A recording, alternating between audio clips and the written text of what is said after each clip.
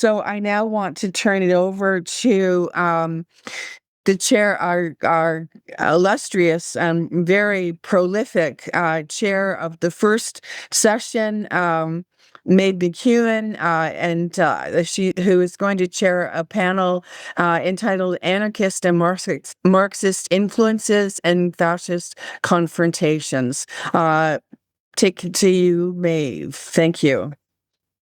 Thanks, Shelley. Thanks for organising such an amazing conference again. Like, it's been brilliant every time that you've done it, and I'm really honoured to be part of it. So yeah, just to go over the accessibility again. So there's captioning available at the bottom of the screen if you need it, and you can adjust the font size. And if you want to ask a question to our speakers, please make sure that you put it in the Q&A box rather than the chat. So we're going to be looking at the Q&A box for the questions for speakers. So a bit about me. My name's Maeve McKeown. I'm from Belfast in Northern Ireland, but I'm now an assistant professor in political theory at the University of Groningen in the Netherlands. I mostly work on structural injustice, but I'm very influenced by Marx. So I'm excited to be the chair for this panel on anarchist and Marxist influences and fascist confrontations. Visually, I'm a white woman, middle-aged. I've got long curly brown hair and I'm wearing glasses and a burgundy top. So to introduce our speakers, we've got three amazing speakers today. So Robert Chapman, who I'm sure you all know already, is a neurodivergent academic with an interest in emancipatory politics, social theory, disability, and mental health.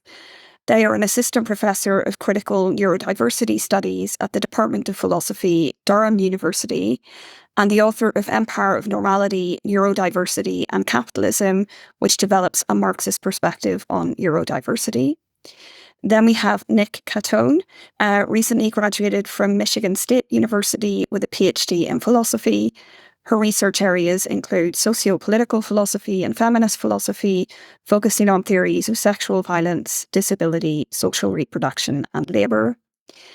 And then we have Cal Nelson, who graduated with his MA in philosophy from Duquesne University. Cal's current work involves mobilising his experiences with ADHD as critiques of phenomenological accounts of the united self with a continuous experience.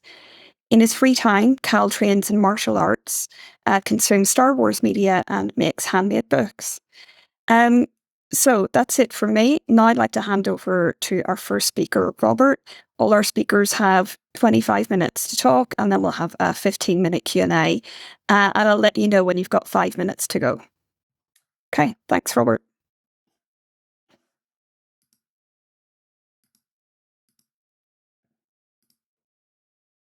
Thank you so much. Can you hear me?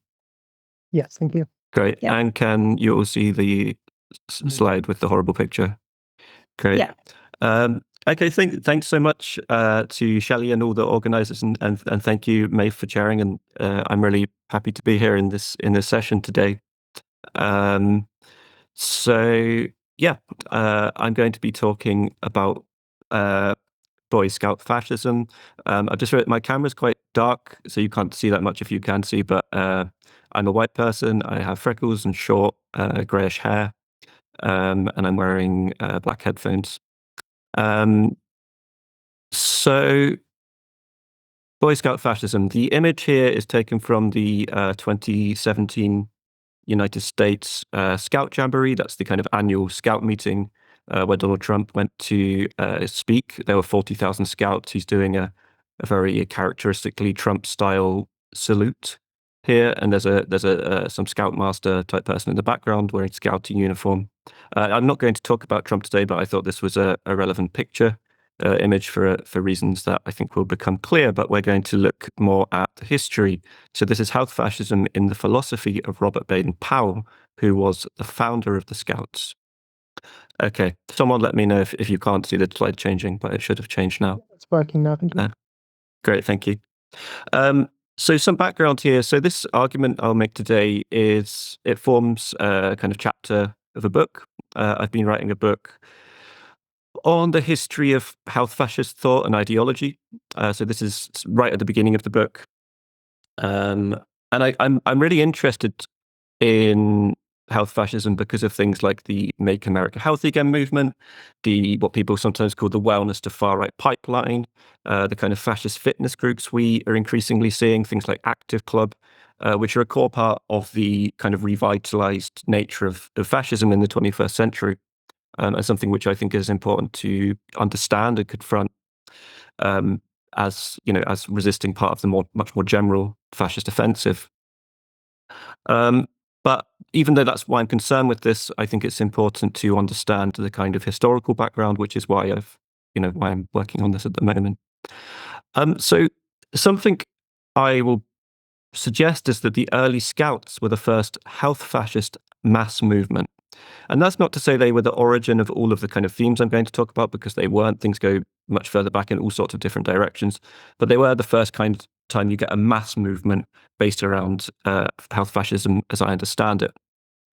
And I'm going to focus on Robert Baden-Powell's 1908 book, Scouting for Boys, which really kind of like sparked the movement, and it's like the core founding text. It's worth saying it's an incredibly influential book. It's sold over 150 million copies. That makes it, in the top 10 best-selling books of all time, pretty much. It's kind of up there with like Harry Potter and Lord of the Rings, and just behind the Bible and the Quran. It's one of the very few books of the 20th century to spark a genuine worldwide movement. The movement's absolutely huge today. It has 60 million members, and it includes alumni from Bill Gates to Barack Obama, among many others.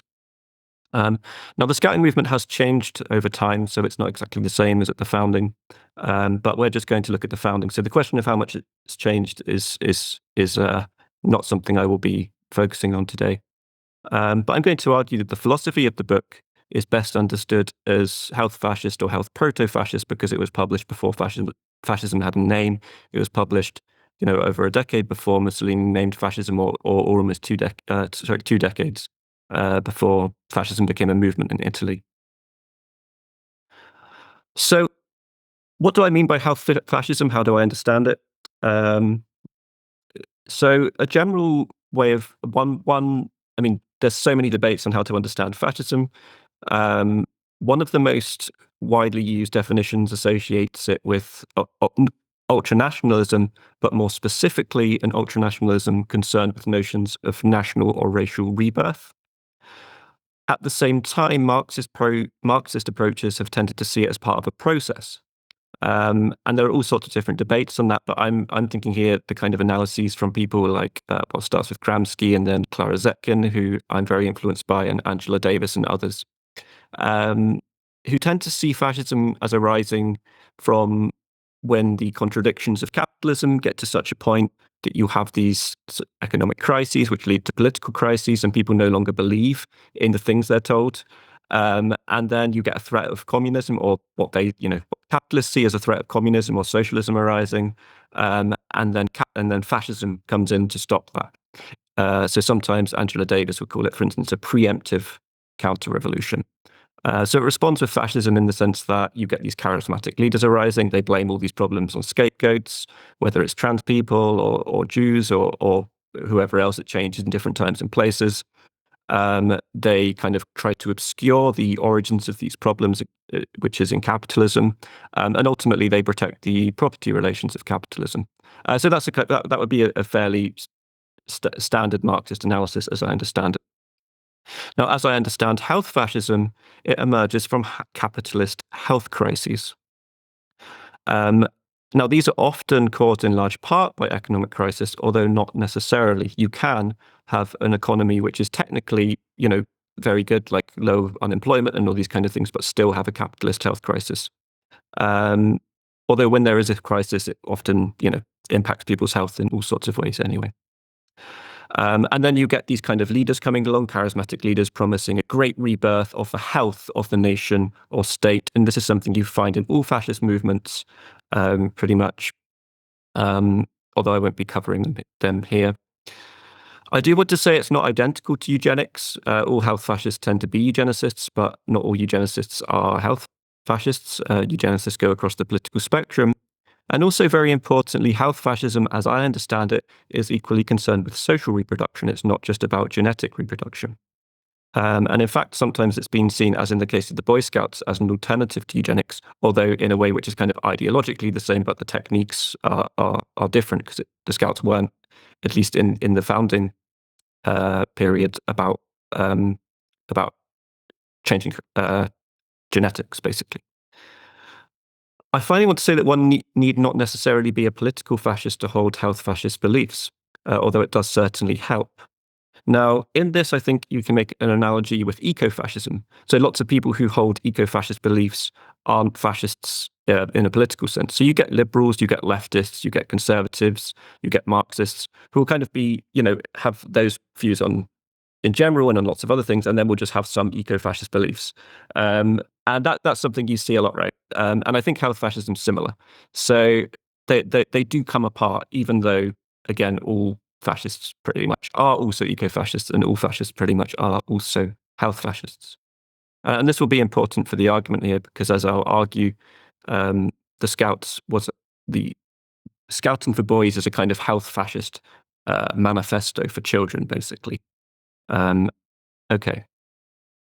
So who's Robert Baden-Powell?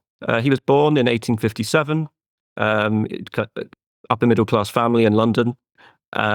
He had a military career, so he left school. He didn't get into university. Instead, he joined the military. He spent about 2 decades.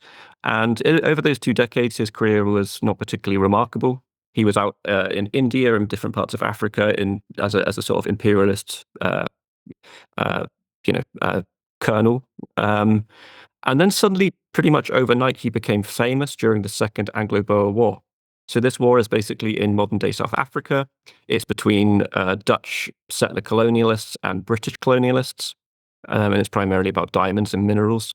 And basically, the war was a disaster for Britain in all sorts of ways. And Baden-Powell was turned into a kind of national hero, basically, almost overnight, for primarily like propagandistic reasons. But basically, he was under siege. He was in charge of this small town, Mafeking. He was the colonel there. It was not a strategically important place, but he held out the siege for 5 months against a much larger Boer force. And back home in England, all the kind of right-wing papers like really lionized this and turned him into like a national hero. And he was kind of seen as the embodiment of this kind of ideal of the like plucky British colonialist. And people were like writing poems in the papers about his bravery and stuff like this. So it's really hard to underestimate how much he was lionized and how much when the day the siege was broken finally after 5 months, all these crowds started appearing outside his house, and people like partied late into the night all across London and different parts of England, all celebrating the lifting of the siege. So after the war, he returns to England, and he's like a national hero. He's famous. He doesn't need to be a obscure frontier colonel anymore. And it's worth noting this is a time of like mass strikes of the suffragettes, lots of people pushing for change, whereas Baden-Powell is a conservative, and he's very concerned with preserving the empire. The other thing worth noting, really important to note, is that the Boer War brought this kind of national health and degeneration scare. And that was because one report found that 60% of the working poor who was conscripted to fight were found to be unfit to fight due to the state of their health. The health among the working poor was so bad that that was thought to be the case. And this ranged from anything from infections and impairments and to malnutrition to people's teeth being in such bad condition they couldn't eat army rations and all sorts of other things. So there was this huge kind of national scare about what was called national efficiency, so the kind of health of the nation, which was kind of equated with like the strength of the nation and implicitly the race, and also scares about racial degeneration. And you had this is the time of eugenics, of course, as well, Francis Galton and so on. So they're kind of arguing that you need eugenics. And Baden-Powell offers a slightly different approach. And he uses his fame to found the Scouting movement in 1907, which he presents as helping to restore the health of the nation and stop the degeneration, but not through manipulating hereditary traits, but through training and so on. So Scouting for Boys is the important book here. It comes out in 1908, and it kind of launches the Scouting movement. What does it cover? It covers like all the basics of woodcraft and scouting and those kinds of things. It has all these kind of tales of colonial adventures from Baden-Powell himself and from people he met. And this is supposed to be as part of the kind of character training of the scouts to inspire these children. It's also got lots of medieval knights and chivalry, and Baden-Powell sees this as this kind of golden age that we need to return to and learn from. It's got all sorts on patriotism and the need for loyalty to the crown and loyalty to employers. And it's also got some anti-socialist and anti-union stuff as well. It's got stuff, all sorts on health, things like first aid, hygiene, exercise, suicide, masturbation. And a theme running throughout is a kind of return to nature. So cities are seen as these kind of polluted and diseased places full of what he calls hooligans and wasters. And he kind of talks about this as this urgent thing we need to instantly need to combat the rise of hooligans and wasters. He says 3/4 of boys are in danger of becoming hooligans and wasters. I'm not sure how he works that out, but that's what he believes. And nature is seen as this kind of both educator and healer. And if we get out and go back into nature, woodcraft and scouting and so on, that can be something that restores our national health and all those kinds of things. Okay. So the Scouts were successful. The book sells very well, over 100,000 members by 1910, and then international branches soon follow across Europe, in North America, and various colonies. And there was a really big moment for the Scouts in these years. All the kind of newspapers and lots of politicians were and intellectuals were kind of going on about how they would, save the nation and the world from all these problems of the degeneration of the race and so on. So just to give one example, a Morning Post report in 1913 said that future historians would surely point to the Boy Scout movement as one of the most potent and significant developments of 20th century civilization, as an influence that has powerfully shaped to solve social problems, as an acorn sown by the passing breeze from which a mighty oak has sprung. So again, these notions of like regeneration to past glories and so on. It's worth saying there were accusations of teaching militarism to children straight away from pacifists and socialists. And by the time scouting because you've got this army war hero person, getting children to wear sort of military uniforms and teaching them in these military things and so on. Baden-Powell denied this. In Scouting for Boys, he explicitly denied that there was militarism, and he said they were peace scouts, not war scouts. It's worth noting this book by Michael Rosenthal, brilliant book published in the 80s, still very much worth reading. Probably the best critical book on the Scouts in my view. Now, Rosenthal found this earlier 1904 article by Baden-Powell, which he wrote in the Eton Chronicle, and Eton is the kind of most elite school in the UK, where all the future prime ministers and leaders and journalists and stuff go. So it's like the kind of equivalent to Oxford or something like that, but a school rather than a university. And in this short article, it's fascinating. It's his earliest proposal of a new mass youth movement he wants to found. And here he explicitly says the reason for this is that there is no soldierly spirit in England. And he said we could be invaded at any point, and he's worried about Germany in particular, I think. And he says there's a mass reluctance of among the poor to fight, and we need to rekindle this soldierly spirit. And he even goes on, so he writes this in the beginning of December, he publishes it, and he urges Eton students to go home over the Christmas holidays and form paramilitary groups in their local towns. So to gather up all the so these are upper class students, kind of go home to your towns, gather all the working class boys and form paramilitary organizations. And he provides them with instructions on how to obtain rifles and says you need to train them in rifles and stuff like that. So I don't know if anyone actually did this, but it's very clarifying in regards to his motivations. Okay. It's worth noting later accusations are related to fascism from mostly coming out after he died. So in the 1920s, he went to meet Mussolini. They found they had mutual admiration and respect and inspiration. As lots of conservatives at the time admired Mussolini for crushing communism in Italy. Mussolini said that he was inspired by Baden-Powell and made his own fascist youth movement based on that.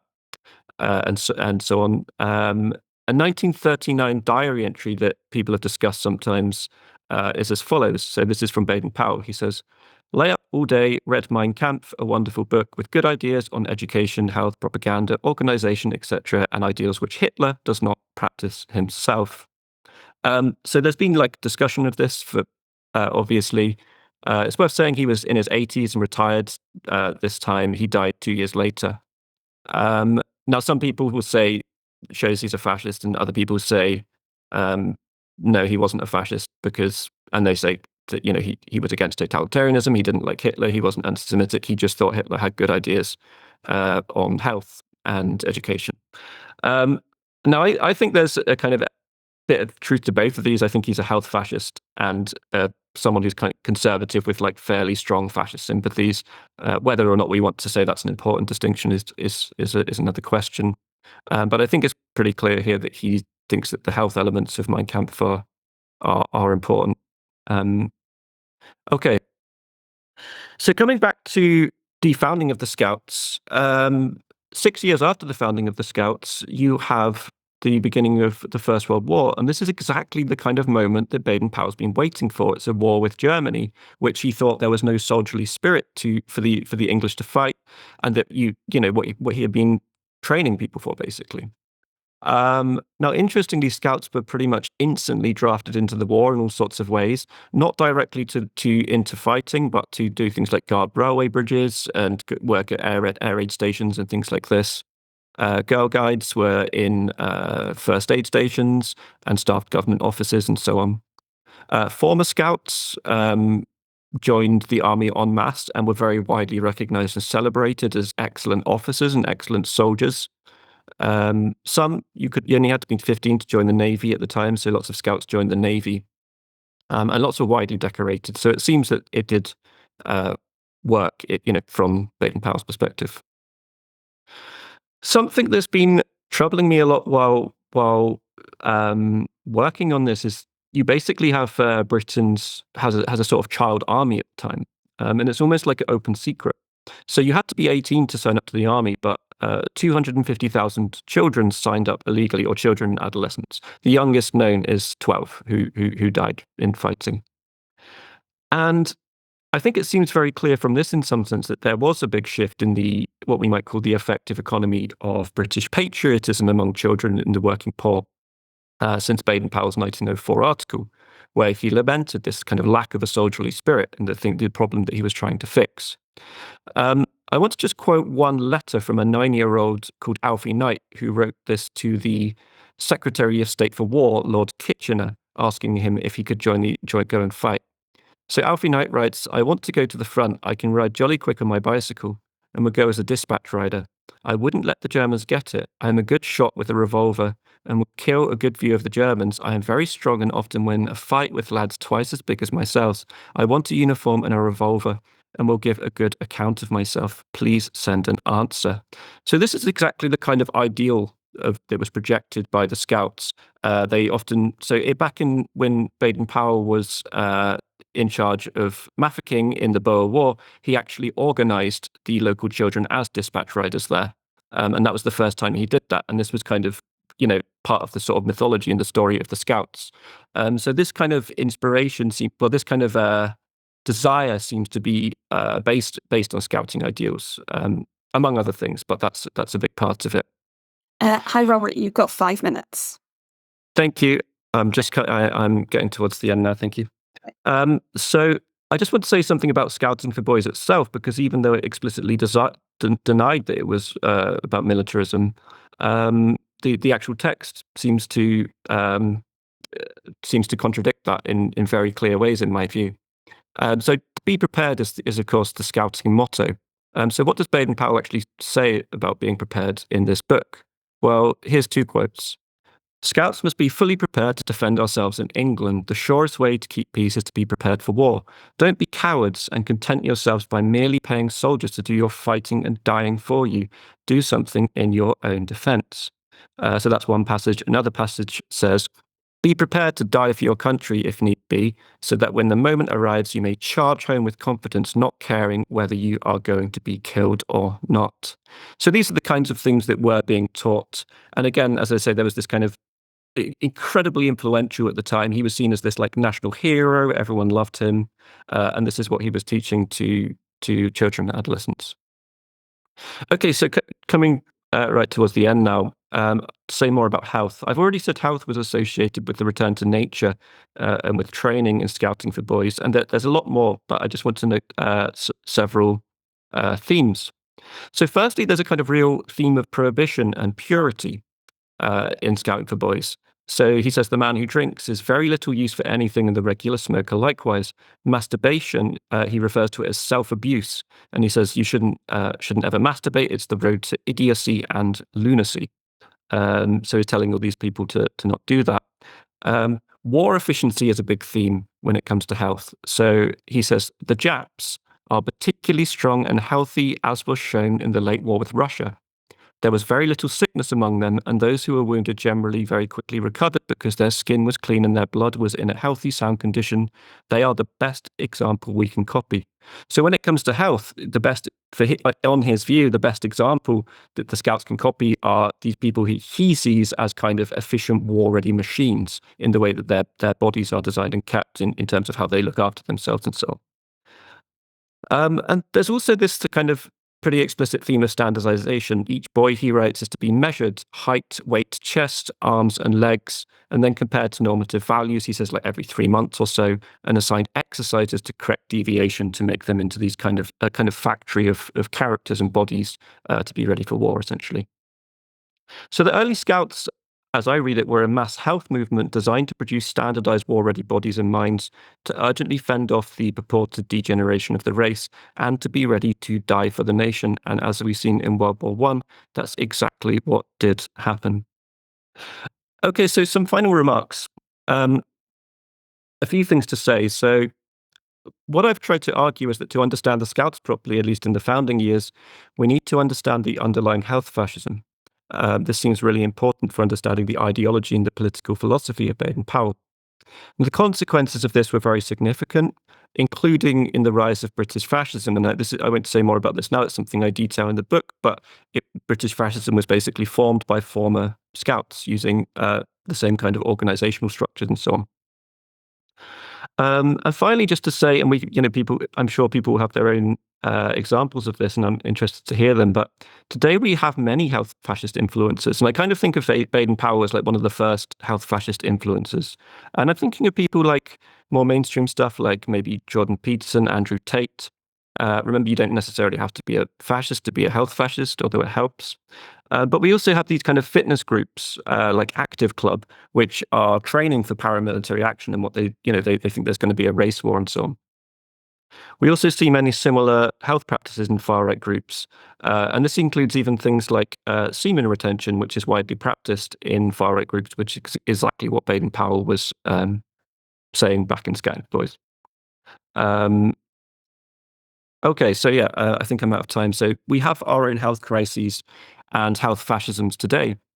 And I think these are a core part of emerging fascist movements and the way people are, in a sense, brought into and trained into fascist movements. There's lots of important differences as well. And that's kind of what I'm interested in. But the Scouts, I guess, are interesting for me because they're so normalized. It was such a normalized mass thing that back at the time, lots of middle class, whatever, parents would send their children to very happily because they thought it would be good for them. And I kind of find that just very concerning, given the things I've covered here. But I will end there. So thank you very much. Thank you, Robert. That was super interesting. So we've got the first question for you in the chat box from Hypatia of Sva. So it says, since this has been mostly a historical analysis of explicitly drawn connections by the author, what do you think of the actual structural connection of these ideas themselves? I.e., do you think that exercises as such are militaristic and that health as an idea is in itself a kind of fascist idea in how it tries to control the body against an ideal, as opposed to, say, treating diseases as something happening in a living thing?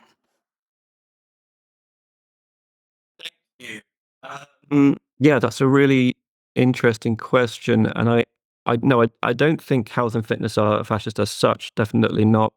I mean, one interesting thing to note is that one of the early kind of groups that was skeptical of the Scouts formed an alternative, and this group was called the Woodcraft folk, and they do still exist today. They're much smaller by comparison. I think they have about 100,000 members, but initially they were a kind of socialist, pacifist, pagan group who were explicitly opposed to the militarism of the Scouts and tried to make something different. They're quite different now.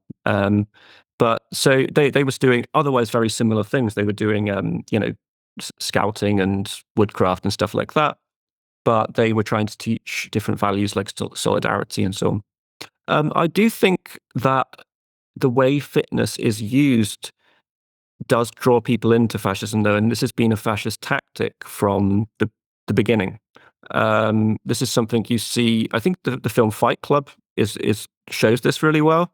It's kind of like all these kind of like disaffected white collar men who are like join this fight club, which kind of at the beginning just seems like apolitical, and they're like letting out these like pent up tensions and stuff like that, and they're kind of getting fit again, or these kind of emasculated white collar men. That's kind of the theme of the film, and then it like lurches into this paramilitary fascist death cult.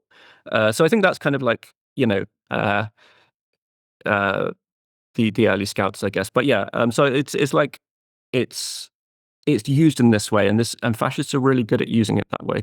But of course, no, that doesn't mean that aiming at fitness is necessarily fascist. And I think, to the contrary, probably to combat fascism, we do need something which taps into those same desires and same needs, but in a anti-fascist way. Okay, great, thank you. The next question's from Kathleen Lowenstein, who says, "Thank you for your talk. I really appreciated it. I was wondering if you'd researched or noticed similar trends in the Girl Scouts or Girl Guide movement. I know, at least in the US, where I'm based, that there are noticeable differences in approach between the two, e.g. the Girl Scouts being much more trans-inclusive, and I was wondering how far back those divergences go." Thank you. Yeah. So it's not something I've looked into like loads, because the scouting movement is a worldwide movement today, and there's there's so many different variants of it. But I have to an extent, and something important is that the Girl Guides or Girl Scouts do more, I'd say, like liberal advocacy for all sorts of things, and have done at various points. That said, yeah, at the beginning, the Girl Scouts were, I mean, the first book of the Girl Scouts, so the Girl Scouts was formed, or the Girl Guides was formed just a few years after the Boy Scouts, and they had their own book, and it was called How Girls Can Build Up Empire. And as you can tell from the name, it's it's the same thing, but a gendered version. The division, the strict binary gender division in the Scouts is part of the issue and part of the fascism there for me. One of the interesting things about the Woodcraft folk is that they rejected a gender division, so they're just inclusive, and that's actually allowed them to in the UK recently, because of changes in our laws. Now trans people have basically been barred from the Scouts, whereas we are allowed in the Woodcraft folk because the Woodcraft folk never had a gender division in the first place. But it's complex. I mean, one thing with the Scouts is that they are quite decentralized, and some of the people who have the most control over Scouts are like in their local areas are the individual scouting leaders. So it's not like there's top-down instructions from the top, which is dictating ideology. So that gives much more space for all different sorts of movements to arise. So even though you have this general orientation of the Scouts, you do have all sorts of different politics emerging from there. And yeah, the Girl Guides has generally been better, even though something I go into in the book is that the British Scouts were, as I mentioned, they were formed by the British Fascists, the first fascist party in Britain. They weren't formed by a former Boy Scout, they were formed by a former Girl Guide. So that's something I will go into in the book. Great, thanks. So we have a question from Emma Byer, who says, you noted how Scouts were eager to join the war in 1914. Does this voluntary enthusiasm, in your opinion, illustrate how health fascism operates through desire and aspiration rather than coercion? Yeah, that's such an interesting question. And I think basically yes, although once you get to the point of a fascist government and a fully fascist government which has established a dictatorship, then that changes. And that's something you see in the shift to the fascist movements in Italy and Germany under fascist and National Socialist rule. But the way fascism operates today is much more based on desire in this sense. At least in the places I have more of a stronger understanding of. And if you think of stuff like, say Andrew Tate, who is a kind of, in some sense like the modern Baden-Powell, he's very much working through desires more than coercion in that sense. So I think that's something we're seeing a lot now and yeah, that's part of the issue for me and how to combat that. Okay, and the next question's from August Gorman, who says, thanks for a fascinating talk. I'm curious if there are any interesting historical connections you've come across between health fascist ideology in Scouting and physical education in public schools.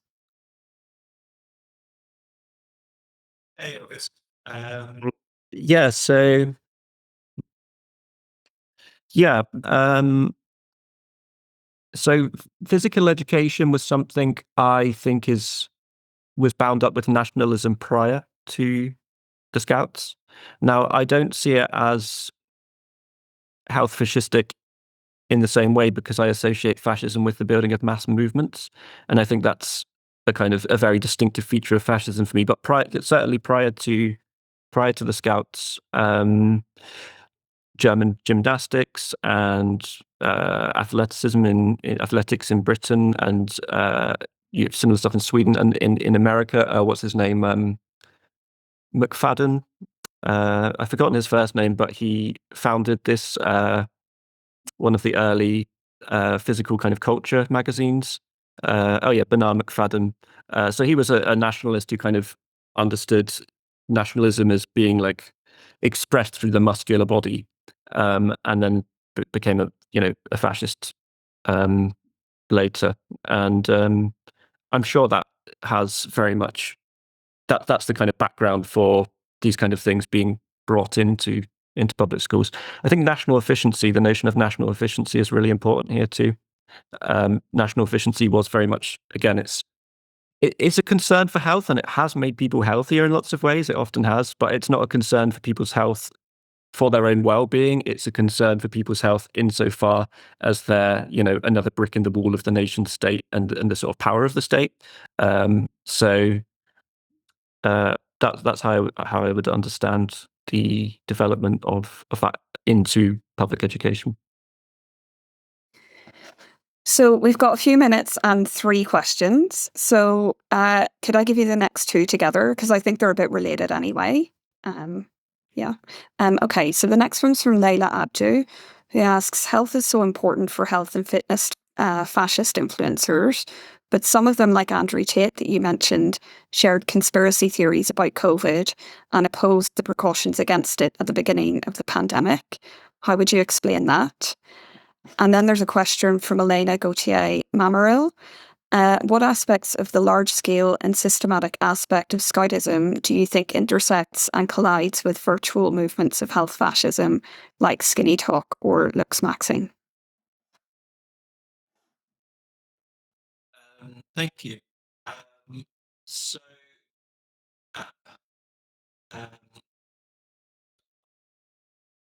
I can't have 2 questions in my head. I'm going to just go back and read them quickly. Are they in the chat? Yeah, so it's just Leila's question and then Elena's. So the first one's about why did fitness fascist influencers oppose COVID measures? There is a Q&A. Robert, you can find them in the Q&A. Okay. So COVID measures. So yeah, so that's something.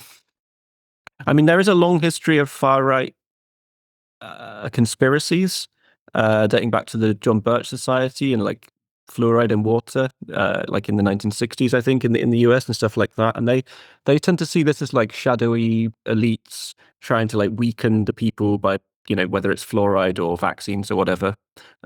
These seem to like be a continuation in some sense of kind of fascist frameworks for thinking about things more generally, like the way the Nazis thought about Jews, this kind of like shadow elites type analysis of power in society. So I think that's part of it. They also have this kind of something that Lukács wrote about a lot was what he called romantic anti-fascism, romantic anti-capitalism as a kind of component of fascism and why it's so seductive.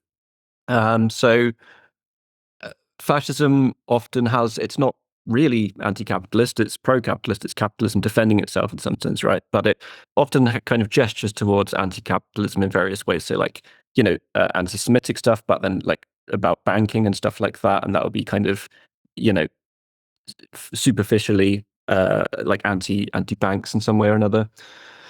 And I think with the COVID stuff and the fluoride stuff, you have this kind of you see this kind of blending into like the MAGA movement now. Sorry, the Make America Healthy Again movement now, which is kind of superficially anti-capitalist. It's a big pharma, big business in all these kinds of ways, and using conspiracies to try and make sense of that. Again, so yeah, big pharma is like bad, therefore, you know, vaccines are bad.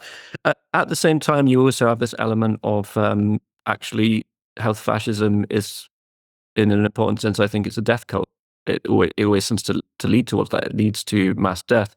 They have this kind of vision of like Nietzschean vision of like the need for struggle, and that struggle is really important, including like exposing yourself to natural things, including diseases, and that it's bad to move away from that. And this is this kind of return to nature thing, and of course that just leads to loads of people dying. And for the fascists, that's good because they think, you know, that will be like improve the strength of the race or that kind of thing. But I think that's why one of the reasons those kind of conspiracy theories are so good, so big in those movements. But yeah, so there's all these various reasons kind of coalesce together. Great. So we're going to have to move on to the next speaker in a moment, but do you want to briefly say something about that other question? So it was about the connection between Scoutism and virtual health movements, health fascist movements like Skinny Talk and Lux Maxine.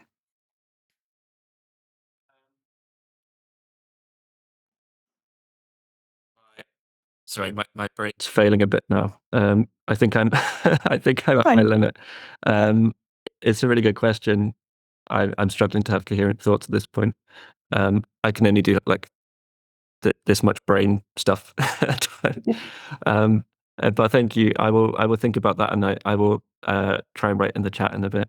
Okay, great. And then Mitch also asked a question about the connection between like health fascism that's happening now and eugenics and the elimination of disabled people. But you could also reply to those in the chat, and we'll move on to Nick. But thank you so much for that amazing talk. It was really, really, really interesting. So yeah, we'll hand over now. Thank you. We'll hand over to Nick.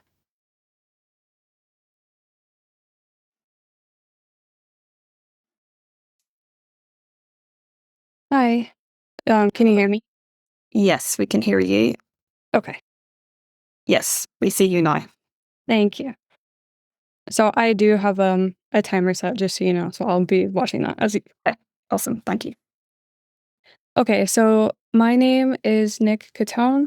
I'm presenting from the unceded, ancestral, and contemporary lands of Anishinaabe. Visually, I'm a white person wearing a black and white striped sweater. I have black glasses on and long, wavy, dark hair.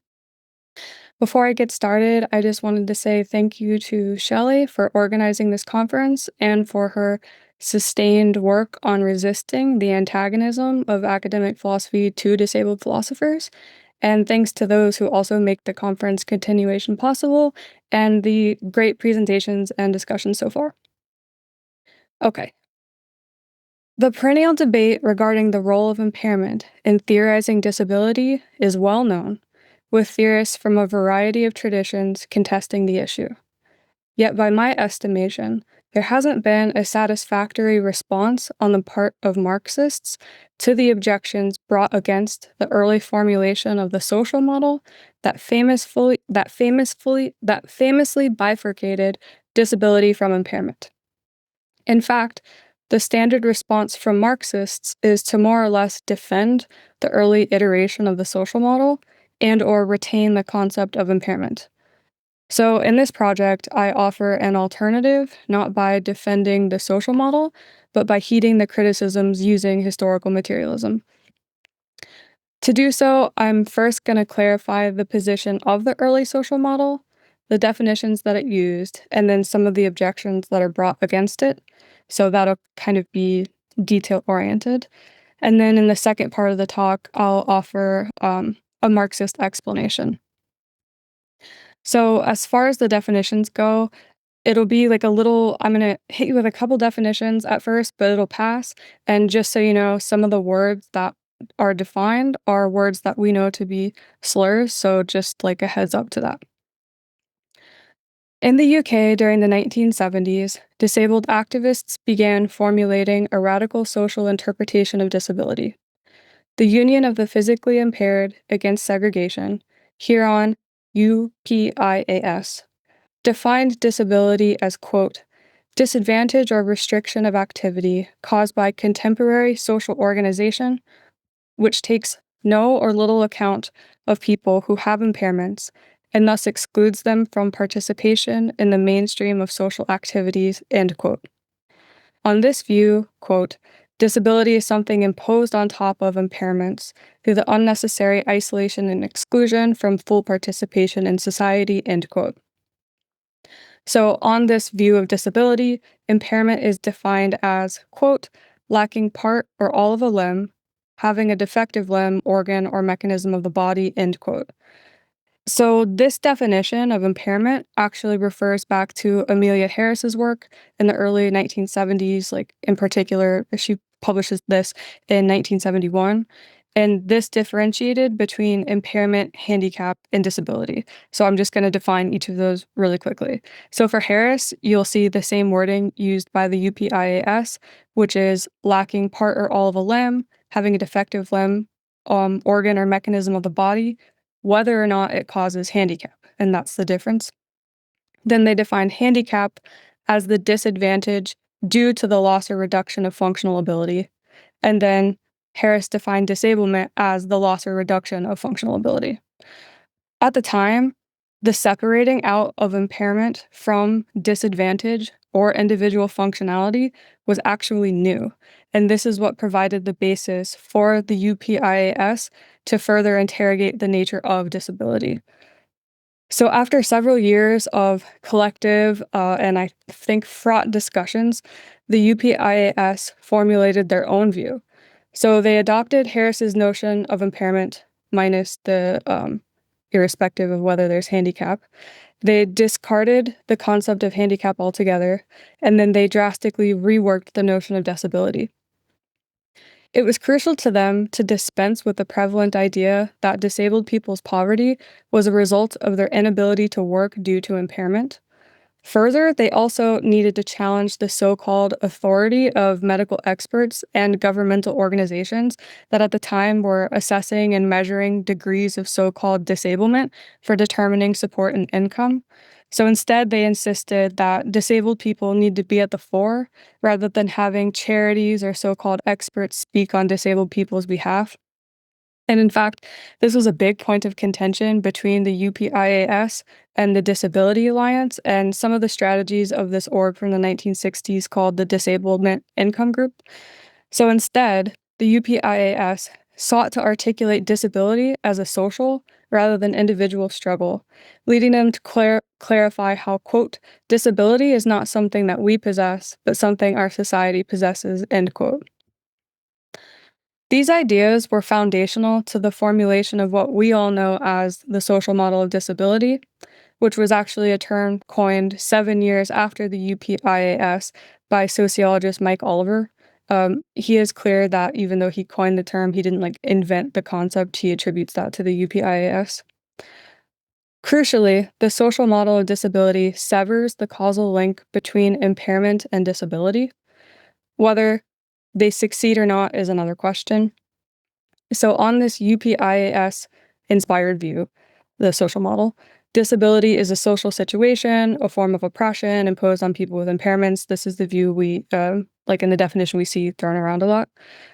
So the origins of the social model of disability is typically described as Marxist, materialist, or historical materialist.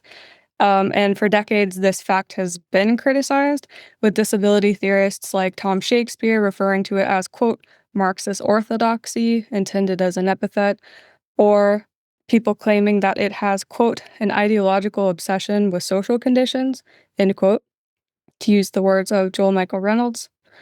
So within 2 decades of its inception, non-Marxist theorists were criticizing the social model for ignoring what they considered to be the lived experience of impairment, with a lot of these criticisms coming from feminists, as we know, with things such as chronic pain, chronic illness, chronic fatigue. So on this view, the body is itself disabling, impaired, irrespective of the organization of society, an aspect that they argue is ignored by the early social model. However, Carol Thomas explains that the real target. Oh, I see something in the chat. Okay, sorry. However, Carol Thomas explains that the real target of the feminist criticisms is what she calls the universalist or hybridized interpretation of the social model. So on this universalist interpretation, the social model is thought to suggest that society is the cause of all forms of restriction experienced by disabled people. As a result of this interpretation, the debate within disability theory then becomes a matter of identifying counterfactuals, like pointing to our experiences of chronic pain and fatigue to show that things other than disability can cause restriction. If true, the social model is false because disability involves something other than social oppression, namely impairment. But as Thomas points out, these objections presuppose disability as a property of individual bodies, which is at odds with the UPIAS's social model. So rather than dispensing with impairment, though, Thomas actually retains the concept, attributes restrictions to impairment, which she calls impairment effects, separates that from disability, and argues that these impairment effects affect our lives alongside the social oppression of disability. After developing this view, she does warn we must take care not to conflate impairment effects with disabilities. So ironically, Thomas's account ends up facing rather than resolving the problem identified by the UPIAS, the conflation of impairment with disability. To be clear, no UPIAS social modelist actually agrees with the universalist interpretation. So none actually argue that disability is the cause of all forms of restriction experienced by people living with impairments. This is what Mike Oliver and Colin Barnes refer to when they say that by breaking the causal link between disability and impairment, the reality of impairment is not thereby denied. It's just that impairment is, quote, not the cause of disablement, or not the cause of disabled people's economic and social disadvantage, end quote. Oliver refers to this as the personal restriction of impairment. Marxist and social modelist Bob Williams Fendley agrees and refers to this as impairment reality. Williams Fendley draws a distinction between personal and social dysfunction, where personal restrictions arise from, quote, impaired functioning, but they are distinct from the imposed social restrictions, which arise due to how society responds to impairment reality, end quote. Thus, through the bifurcation of the personal and the private, the severance of the causal link putatively remains intact. Yet, the separation of the personal and the private sphere was part of what, at least in my reading, motivated the feminist criticism against the social model in the first place. This can be seen with the example that Oliver actually provides to elucidate the so-called personal restrictions of impairment, which is a case of him going to a party. So he basically explains how when he's at a friend's party, he experiences more restrictions than other people because he's using a wheelchair, which is worsened by the fact that parties are already more crowded. So this makes it more difficult for others to get around too, but maybe for different reasons, and he gives the example of shyness. He proceeds to say, or conclude from that the social model is not an attempt to deal with the personal restrictions of impairment, but the social barriers of disability. End quote. This is a strange example because this is the precise kind of situation that the UPIAS has in mind when they say that disablement is caused by social organization that takes no account of people with impairments. The UPIAS was infamous for fighting for independent living, for example. The party could be held in an accessible location, for example. So he takes his personal experience of disability and then refers to it as personal restrictions of impairment because he takes it as private and intimate life rather than social. So if disability is social and if impairment is private, it's no wonder that feminists criticize the UPIAS social model because we've already learned through feminist critique that the dualism between private and public breaks down under scrutiny. The problem, though, is that feminist criticisms against the social model use impairment to stand in for the personal, so that when we draw attention to the fact that our segregation and relegation to the domestic is in fact inherently social, the objection is then deflected as misunderstanding the social model's purpose, the point to which I'll return momentarily. So even while I myself want to dispense with the concept of impairment, it's not unfathomable that feminists would raise this objection. So if we consider it dialectically, the oppositions in sublation roughly go like this. On the individualist interpretation, through capitalism, my body is the problem. On the UPIAS social model, through Marxism, society, but not my body, is the problem. And on the feminist intervention, mediating the two prior moments, both society and my body are the problem.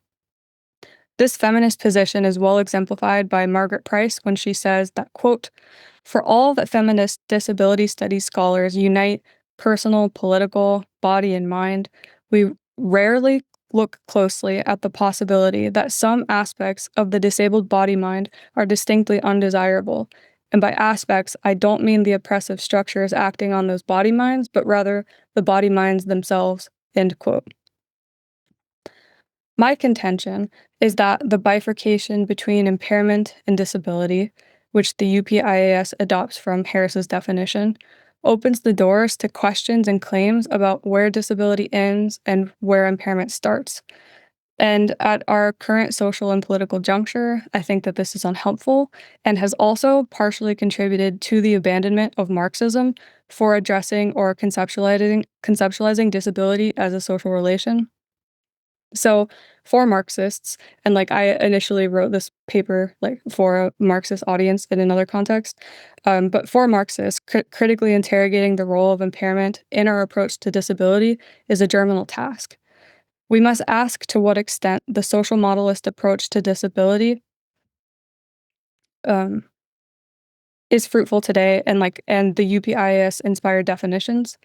Even Williams Fenley himself expresses concern and skepticism at the definition of impairment, acknowledging the need to be critical of it despite employing it, quote, due to the fact that no other term has been developed to satisfactorily replace it, further noting that it remains a problematic, unresolved issue, end quote. Curiously, Williams Fenley is among the only Marxist UPIAS social modelist who critically reflects on the notion of impairment when engaging with critics. Other social modelists tend to suggest that critics have misunderstood the nature of the social model project and/or its claims. So recently, for example, Beasley has argued that critics misinterpret the UPIAS as making grounding claims rather than anchoring claims using analytic social ontology. Or Oliver suggests that critics interpret the UPIAS as offering a full-fledged social theory, when really they only articulated the social model as a heuristic. Similarly, Chiss has argued that the UPIAS are pragmatists concerned with praxis rather than academic and intellectual debates. So I kind of think that these criticisms have more or less been written off. So to the extent that these responses focus on the intent or the purpose of the original view, rather than the issues raised by critics concerning the implications or commitments of the view, they're unsatisfactory in handling the deeper issues at hand. So it's unclear to me that these are the only ways for Marxists to respond to these developments and criticisms. I'm more interested in thinking about the constituting role of capitalism in disablement and explaining how it comes to be the case that our bodies, through the notion of impairment, get identified as the cause of disablement. In other words, how does it come to be the case that our body is the problem? As Shelley Tremaine argues, social model theorists naturalize impairment, treating it as an unmediated transhistorical substratum upon which disability is placed, and actual social modelists like Paul Aberle will actually use the word substratum like directly. Even if the UPIAS suggests that impairment does not cause disablement, it is nevertheless a necessary condition for disablement. And as we've seen through these debates as they've unfolded historically, it continues to get conflated with disability, and I think this is a problem. Okay, so that's the first part of the little talk. And so now I'm going to get into the actual like Marxist view that I've been working through. So this section tracks the historically mediated nature of disability to conceptualize it as a social relation. So I argue that impairment gets located within individual bodies through naturalization, which I explain as a process that occurs through the reification of social relations within capitalism. And so for the remainder of the talk, I'm going to explain what exactly I mean by this. From the vantage point of capital, capacities and limitations are located within the body, a process that occurs via reification and its naturalization. So I'm going to consider each of these two moments, both reification and naturalization, in turn, and that will help me to explain how capacities and limitations actually get ascribed to bodies.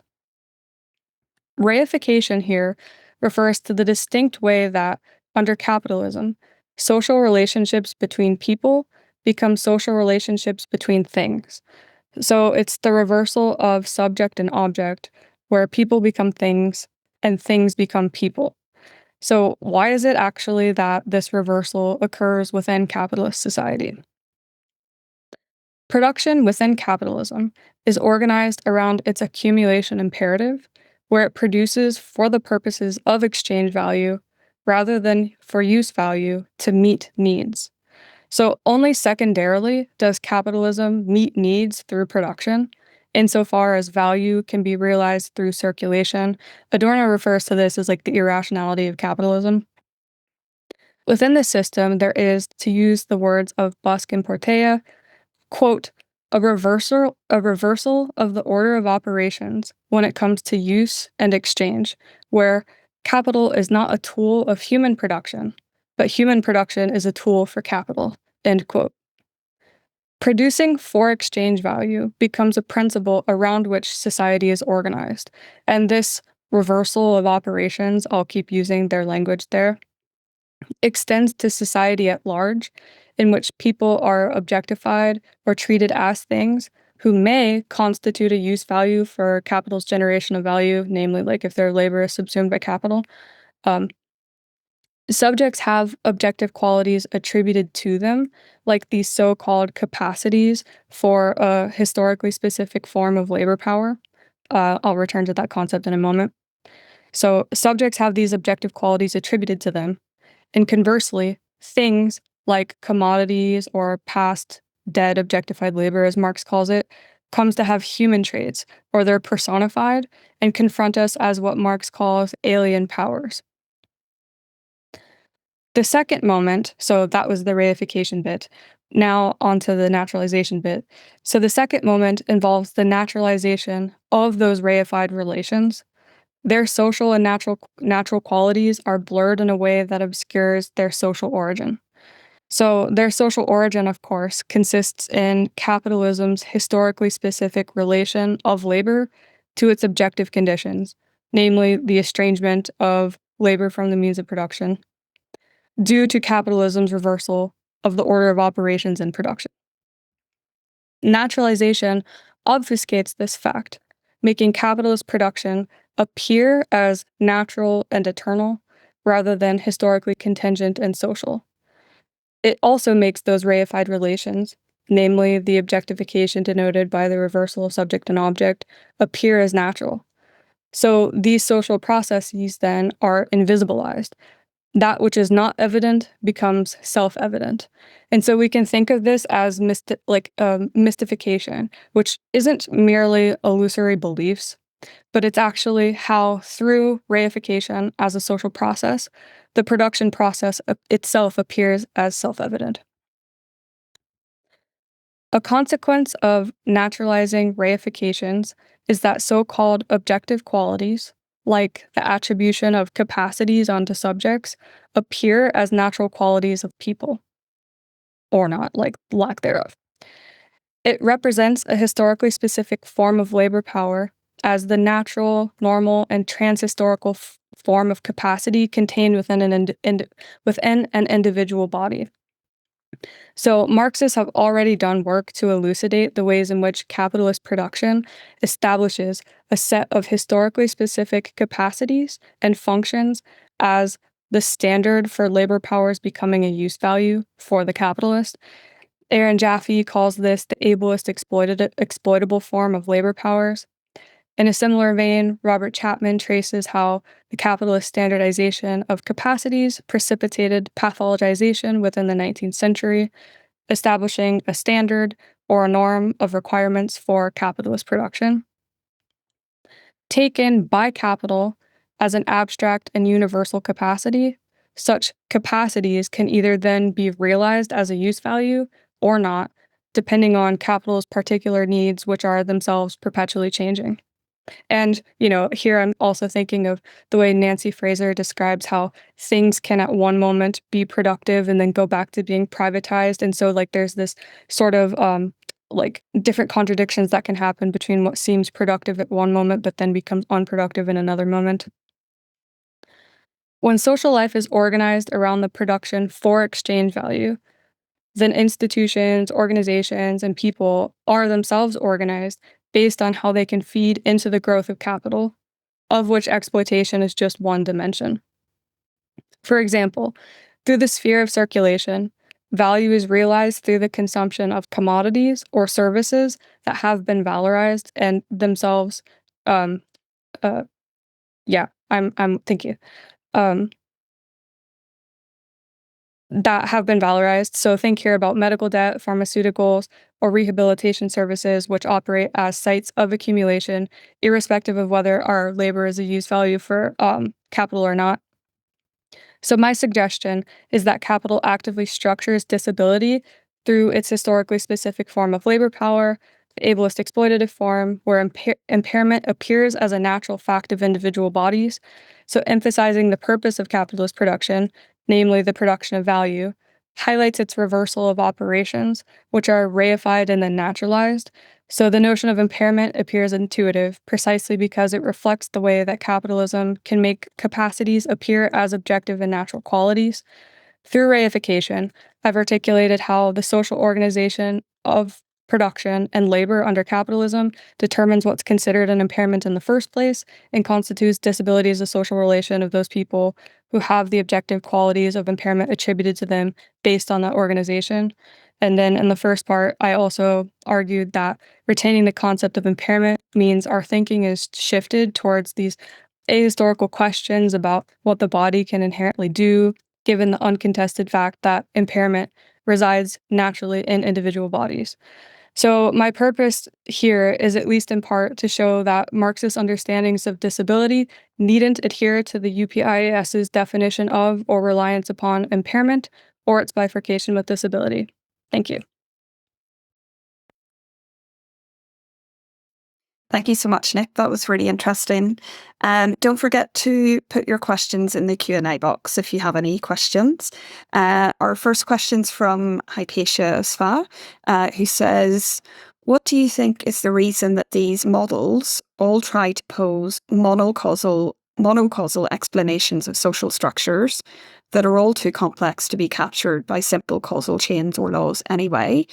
Or are they misunderstood as monocausal and actually include an explanation by multiple causes, i.e. here disability being caused by the interaction of bodies and societies and both their properties and structures? Thank you for the set of questions. Those are really good. So for the second question in particular, do the social modelists misunderstand them as monocausal, or are you asking if I think that they actually are not monocausal? Do you see? I'll if you want to respond to that in the chat, I can work on addressing the first one. So part of why I think that these monocausal explanations tend to occur is, number one, I think that there's something that's like, given the mystifying nature of capital, there is something that is complex going on there. And I think in some sense, when you have these sort of like positivistic understandings of reality where you take snapshots or slices of what's happening, things can appear to be the way that they are. But it takes something else that's always lagging behind to mediate it with social theory. And so trying to get a grasp of what exactly is happening, like I think that there's just a tendency within capital for it to appear as monocausal. And so I don't want to suggest, they simply weren't Marxist enough. I actually think that they were doing really important things, and that, some of the things that we think about disability today, like even the view that I advanced, I wouldn't have been able to without the UPIAS. And that's where I think too, there are historical dimensions to how these ideas develop specifically in relation to those material conditions. So I'm not sure if that satisfactorily answered your question, but that's my sense. Yeah, both the social models and their enemies. Yes. Well, I think most people honestly tend to have something like a relational view where they say, well, it's partly this interaction between my body and society, or a misfit between my body or society. So I think there's usually probably more than one causal explanation happening, even in the case of people that might actually naturalize disability. Yeah. Thank you. Thank you. Yeah, I was wondering if you could say a little bit more about the relationship between impairment and capitalism, because, impairments, if we continue to use that term, and I know you want us to not continue to use it, but, if we use that term, that pre-existed capitalism. So in what way do you think capitalism sort of creates impairment? Yeah, that's a great question, and I get this one like every time I do this paper, and I think there's something really important there, and thank you for asking it. So I am of the opinion that impairment isn't something that historically precedes capitalism in the sense in this transhistorical sort of sense. So I don't think it's the case that there's some kind of like substratum, or if you want to call it prediscursive, or if you want to call it this like unmediated social reality that occurs outside of I'm not trying to get into like the Kantian thing in itself, where like, well, there's this thing and it was there before this particular social organization. So I actually think it's the case that capitalism appropriates existing forms of oppression and then reorients it towards its particular purpose, which would be like expropriation, accumulation, and extraction of value. And so I think that what we experience and know as impairment is itself fundamentally historically constituted. And so when I try to think of, and there was part of this paper that I didn't include in here that talked about the lived experience stuff more, because I actually really care about that. Like, how is it that we're going to talk about these things? And I think there's something in our language that betrays us, because like even I myself will go to say like, oh, like I can't do this because such and such with like my body. And it's like, I don't think that happens for no reason. And I think Shelley's work also gives a very good explanation as how to that's the case discursively. Um, but I think that there's this tendency to kind of think in these transhistorical terms in which, some people say, well, irrespective of how society is organized or the moment in history, my body's still going to do this thing. And like, I understand what people are gesturing at when they say that, but I also think that there's a certain sense epistemically in which we can only know how things are occurring in the particular way that they're manifest to us. And like one example that I give is, so like I have what gets called like an orphan disease, which means those like rare conditions for which there's no market pharmaceutically. So there's like basically like no research, there's no known treatments. It's kind of like, good luck, let's try this mixture of pharmaceuticals and see how that works. And so it's like, and that involves like immense amounts of like physical pain. And so part of how what it means for me to experience that in pain is itself like so fundamentally mediated. Like, how would I know what it might mean for me to experience this impairment in another society in which, like, in this particular case, the only way that I know it as is like in this particular way that it's occurring to me through how society is organized. Is what I'm saying making sense? Yeah, absolutely. Yeah. Okay.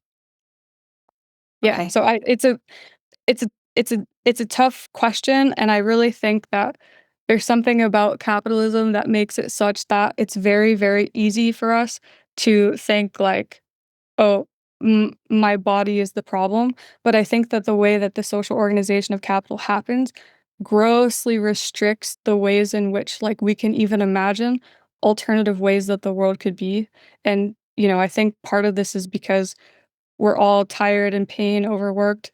But I also think it does too have to do with the structural conditions of capital.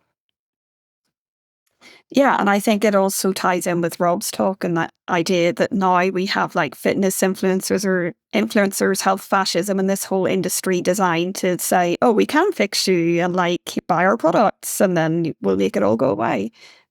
So yeah, capitalism is fundamental in both defining and creating the impairment, but also selling us stuff to try and fix it, right?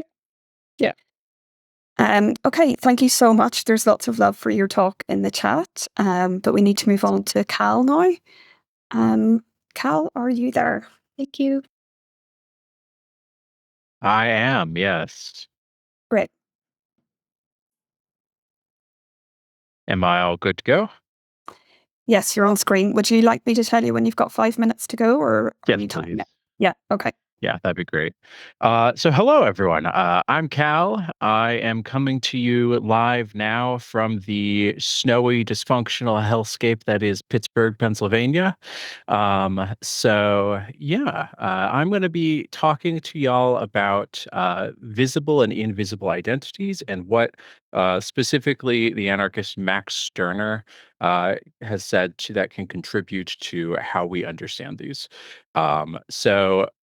And just a bit of a disclaimer is that I've had a lot of things going on in the past several months in my personal life that I've been having to deal with, and I haven't been able to give this as much attention as I would have liked. So I had to kind of cut back on some of my ambitions and some of the more detailed part of things. So my goal here was to try to kind of present the core novel idea present in what I'm trying to talk about and leave some of the more fleshing out, integrating more different sources and different perspectives later on. So please bear that in mind. But I'm just going to be reading out from a document, though, so I won't be able to look at the chat while I'm talking. So ADHD and autism are two of the most prominent disabilities discussed in the context of neurodiversity. It's no mystery why that's the case. Autism has a very long, troubled history as a medical diagnosis, while ADHD is one of the most common neurodivergences. For these reasons, both are highly recognizable in our society.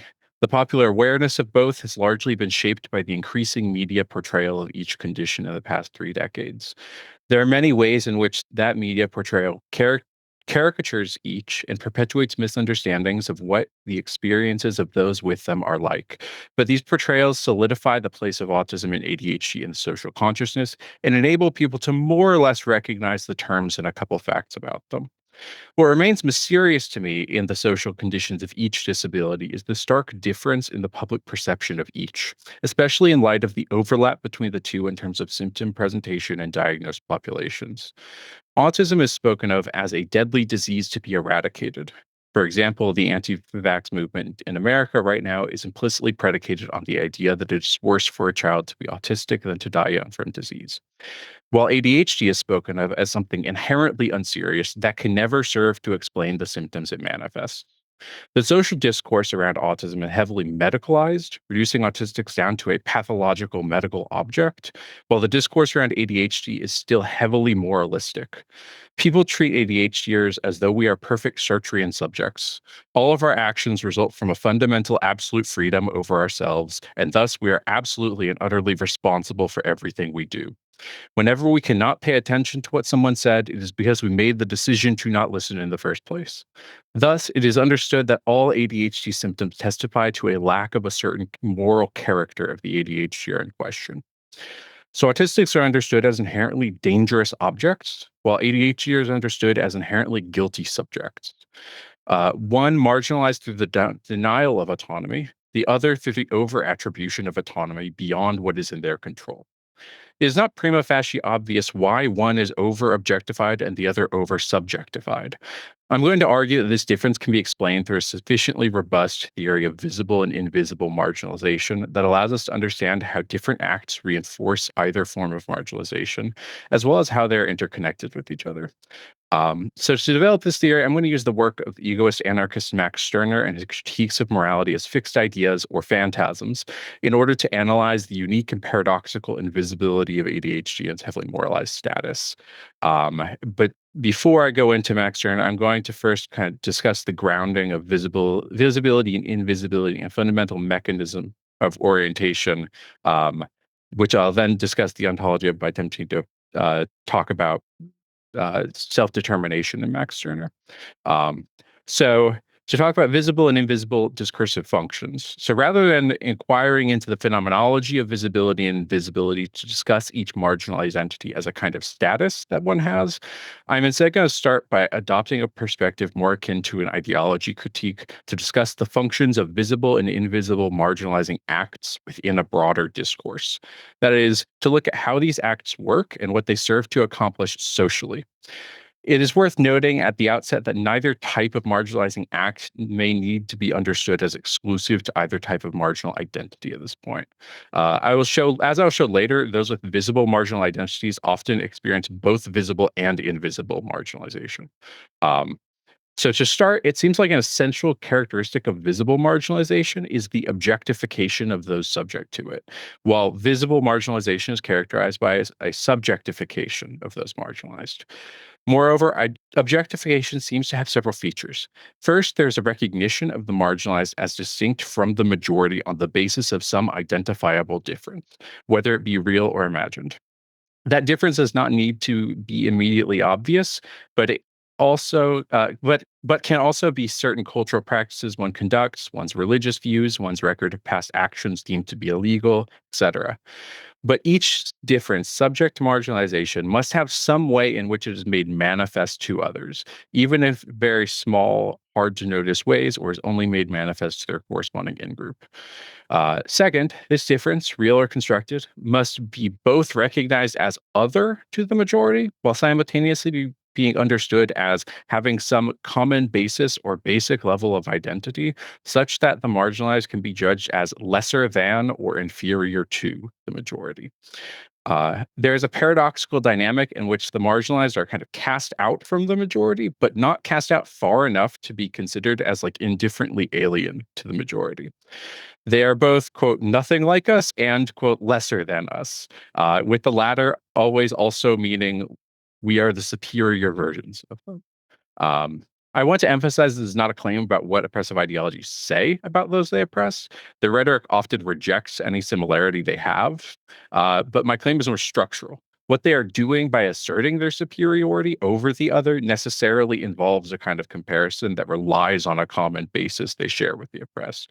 Otherwise, it seems like any identification of a difference would essentially foreclose both the marginalized and the oppressed from each other's framework of intelligibility. The oppressor still has to have some way in which the oppressed is known to them to truly be able to oppress them. Then there's a third characteristic that follows from the first two.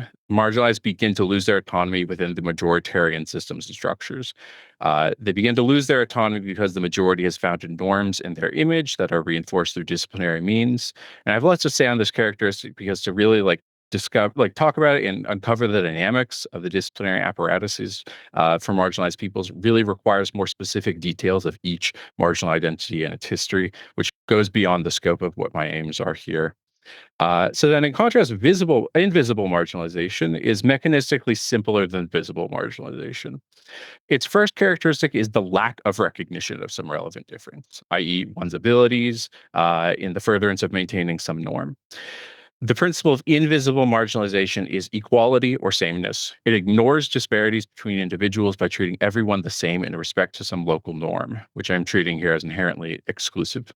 Our second characteristic comes from the principle of equality's converse mechanism, which interpolates the ignored difference that produces a gap between what the subject can do and what the norms demand of them into the subject themselves as a deficiency for which they are held responsible. Thus, one's inability to meet the norm becomes their fault. It testifies to a lack of their ability to make the proper decisions to avoid the problem in the first place. Responsibility is thus inherently moral in nature. Let me drink some water real quick. There's a way in which we can understand the operative norm here as akin to Hegel's beautiful soul, which refuses to interpolate the negativity and contradictoriness of the world into themselves, but instead keeps it at a distance to maintain its own purity. Instead of recognizing that the inability to meet the norm is due to the subjective contingency of the norm itself, it is treated as though it were an objective absolute principle, refusing to admit fault.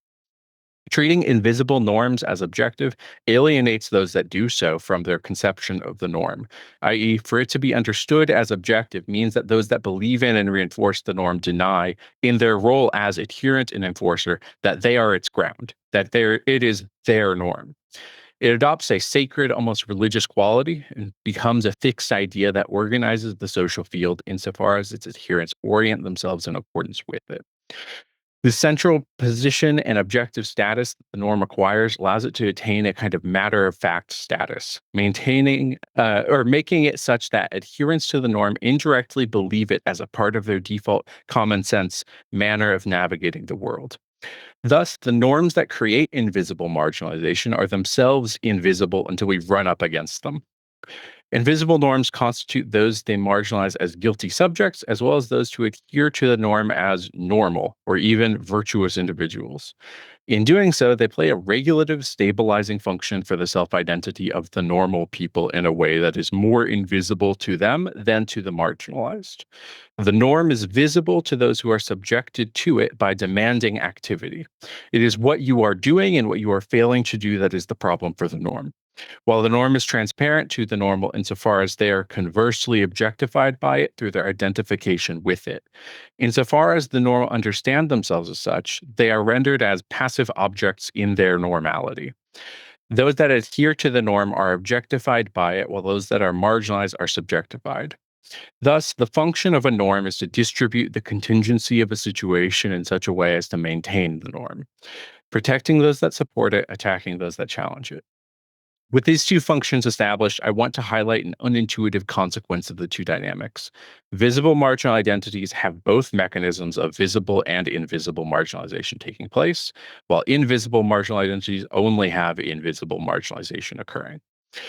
Another way to say this would be that visible marginalization requires a structure of invisible marginalization to function. Invisible marginalization is the identification that establishes the common basis from which visible differences are measured. To demonstrate this interpenetration, I want to very, very briefly, for like 2 sentences, talk about the logic of victim blaming in cases of sexual violence. And a very slight trigger warning. No details of actual like acts are going to be discussed other than just how it is discussed socially, the topic itself. I find it very interesting that oftentimes when sexual violence occurs and people then go to blame the victim, in the same breath as they talk about what the victim did wrong and how they could have avoided it, they also talk about the perpetrator as a kind of like natural drive / force, as one might talk about a wild animal that killed a camper at a park. The perpetrator is paradoxically objectified as a means of further marginalizing the victim by attributing all the agency to them. It serves as a good example of how neither objectification nor subjectification are inherently liberatory. The power of the normal can be augmented and reinforced by denying their autonomy and turning them into a passive object, while the marginal can be further marginalized by being treated as a fully autonomous active subject. Another situation in which we can see these two dynamics taking place is in discussions of race, poverty, and crime in America. African American communities are subject to historic wealth inequality, institutional hostility to community development, like redlining, and policing of these communities by historically hostile police forces that incarcerate large proportions of, as well as straightforwardly murder members of their community. This is to say that there are a lot of social factors to take into account if one is to provide an honest appraisal of situations involving this community and its members. But almost every single time there is, for example, an instance of police violence against an African American man, the discussion becomes dominated by people discussing all the little decisions leading up to the incident where the victim could have just complied better to avoid the situation, or those discussing the victim's past history of dubious decisions as a way to characterize them as the bad guy against whom violence is justified. Almost never do these discussions center around the decisions the police officer made and could have made differently. Whenever law enforcement claims to kill someone in self-defense, they're consistently treated like a frightened animal with a drive to defend itself against an intruder, instead of as someone whose chosen career inherently involves addressing very delicate situations and who has supposedly received training for handling these precise situations. They are officially a professional at handling these situations in which people could get hurt, yet they are treated as no different than a scared child. This is the power of invisible marginalization. Those that fall within the norm that law enforcement upholds have a default identification of themselves with the cop in a situation in which they were told the cop had to defend themselves. And thus, people place themselves with their own ineptitude at handling high-stress situations in the same situation the cop was in. They think they would act rashly and be paranoid like the cop, so they see their actions as justified. So I would now like to turn to the work of Max Stirner, an egoist anarchist, to extend my analysis of this dynamic of visible and invisible marginalization by attempting to uncover and distill general concepts of a fixed object and how said object relates to the self. My goal here will be to try to show how Stirner discusses what I have thus far called norms, what identities are, and how they operate. The perennial burden of being into a niche thinker is to always have to do a mini introduction if you talk about them. Luckily, I've had a lot of practice at it by now, so hopefully the extraneous details about him will be kept to a minimum. Max Stirner was an individualist anarchist and a young Hegelian philosopher who published his only major work, The Unique and Its Property, in 1844. Stirner is often referred to as an egoist anarchist, but both terms require a degree of compromise to accurately describe him. Egoist is problematic because he's more truthfully an egoist without an ego.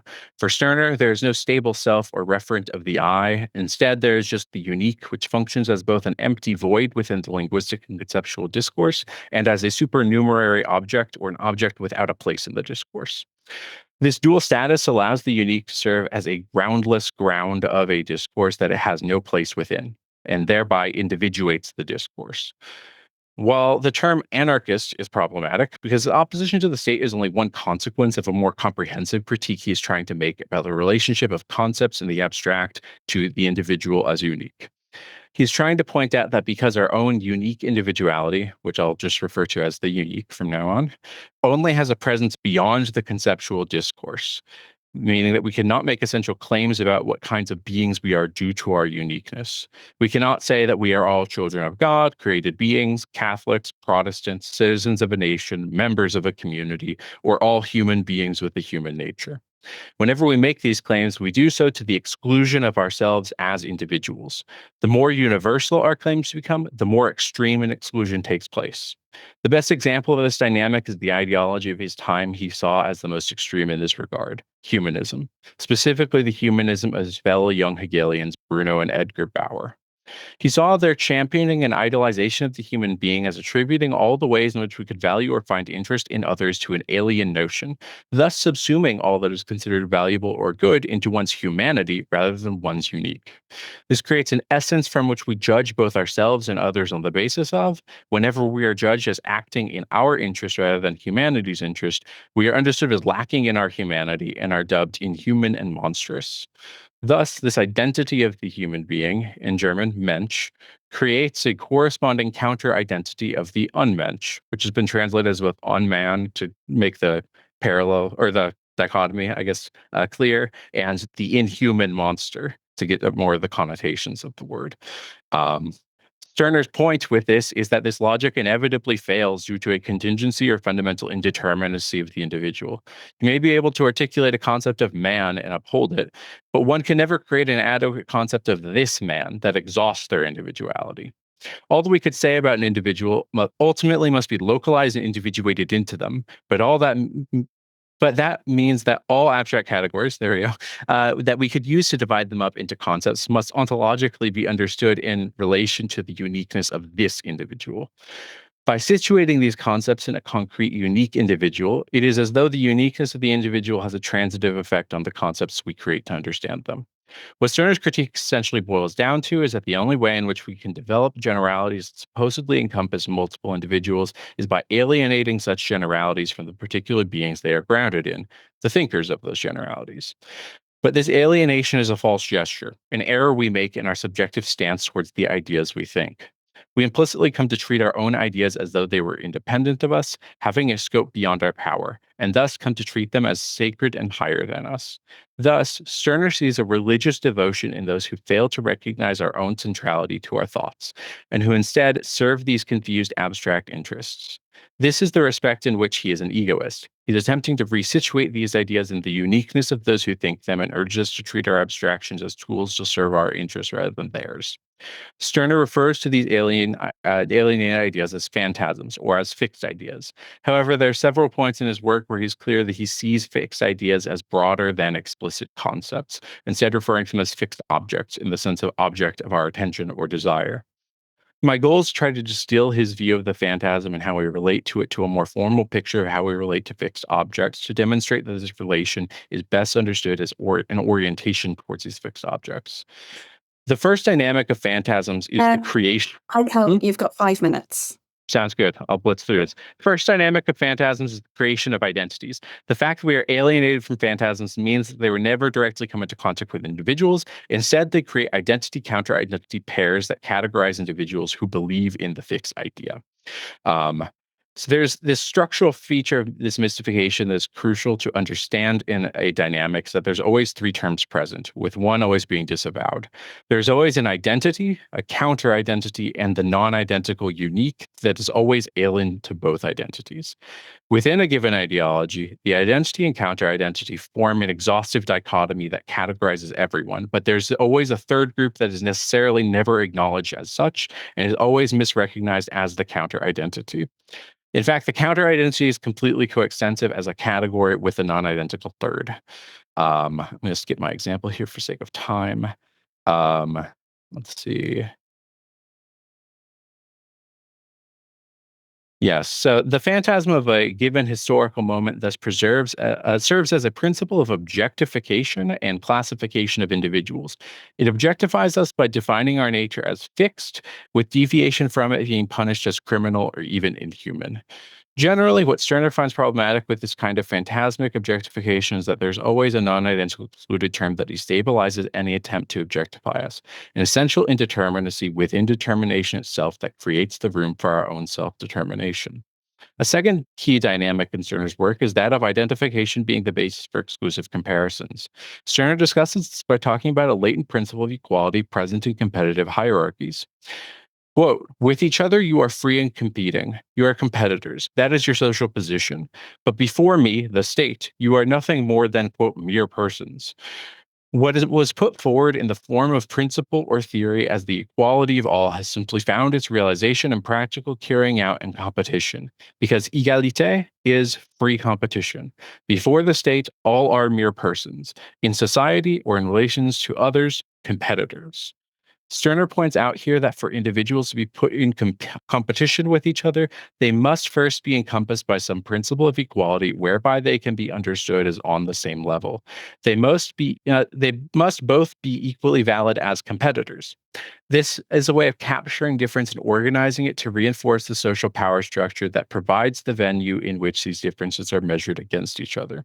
This organizing mechanism is a phantasm which lays out the conditions under which competition and competitors are considered valid.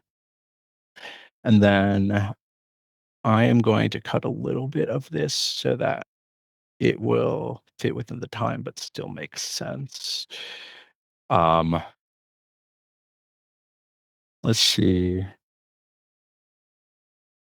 Yeah, so I'll say the norm or phantasm establishes a system in which certain individuals, objects, or concepts adopt a kind of sacred status that calls for devotion and care as a testament to one's moral standing within the normative framework.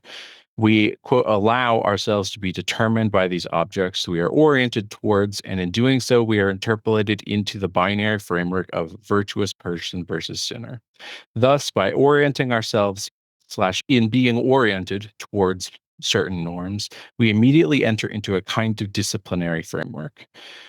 And to conclude, this understanding of orientation as the way in which we relate to norms helps to clarify how invisible marginalization works.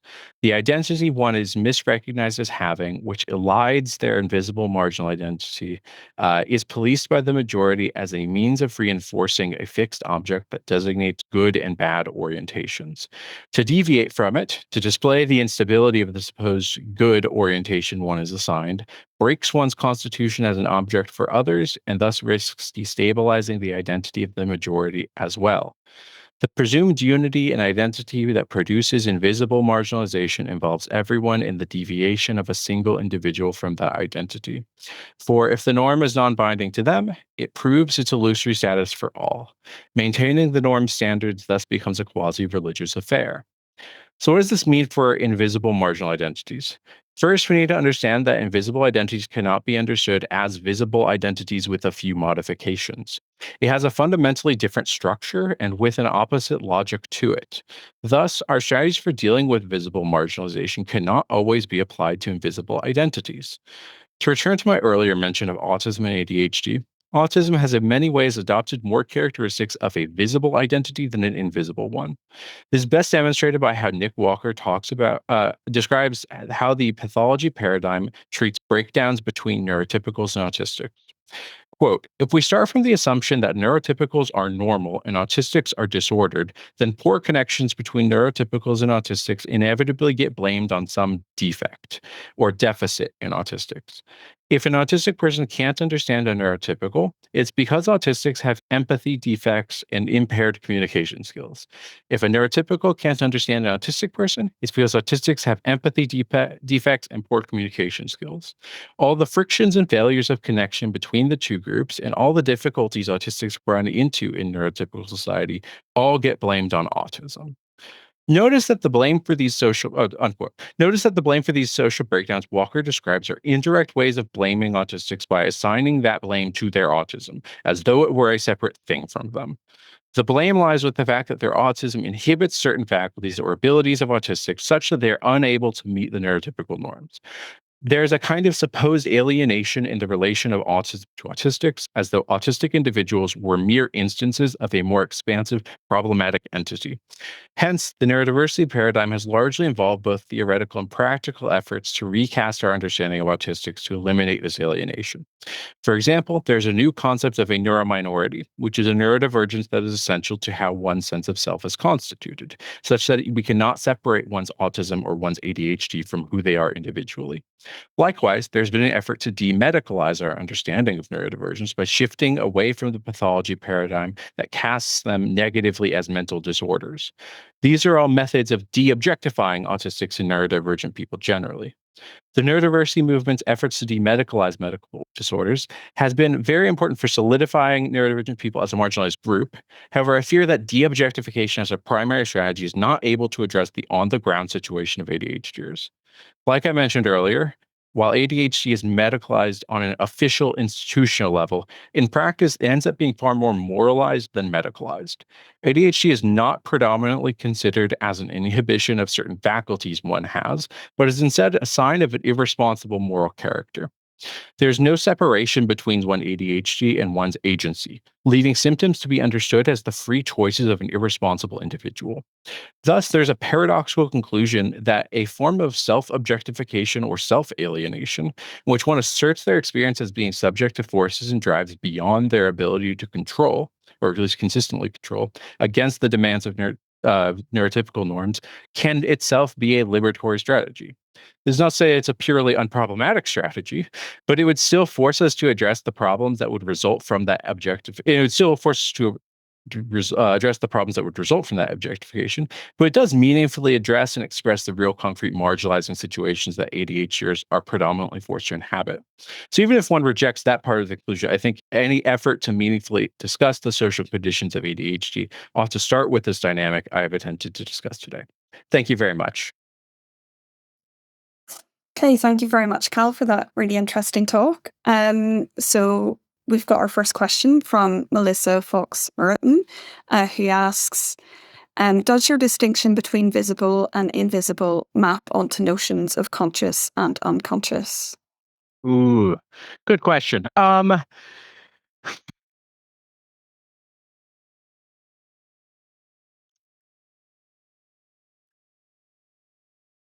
I would say not cleanly, at least. I think, well, okay, I would say that the invisible functions a lot more how we might understand ideology generally to function, rather than just being purely unconscious, which is that there can be conscious components of it, and there can even be like kind of more subconscious components of it, but it's far more about the way in which like certain ideas come to you kind of like by default, which ideas you consider to be common sense, what is kind of transparent to you, which has some unconscious mechanisms there, but it plays a lot more into the conscious as well. So there are some ways in which it deals with a lot of unconscious phenomena. I don't necessarily want to make a strict claim, though, that it maps on cleanly to conscious and unconscious.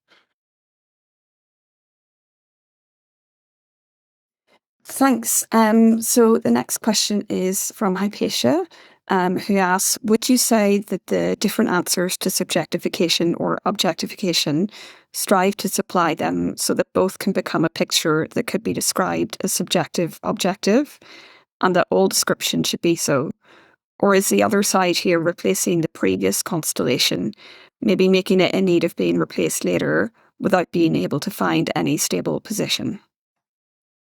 So let me just make sure I'm getting the question right. So are you asking that is like the different kind of strategies to deal with different like objectification versus subjectification, are they both kind of trying to get to some more unified picture in which there's a kind of like more accurate understanding of the distinction between the two and how they play into it? Or are we trying to replace, or are you asking if we're trying to replace the whole like paradigm of subject object here?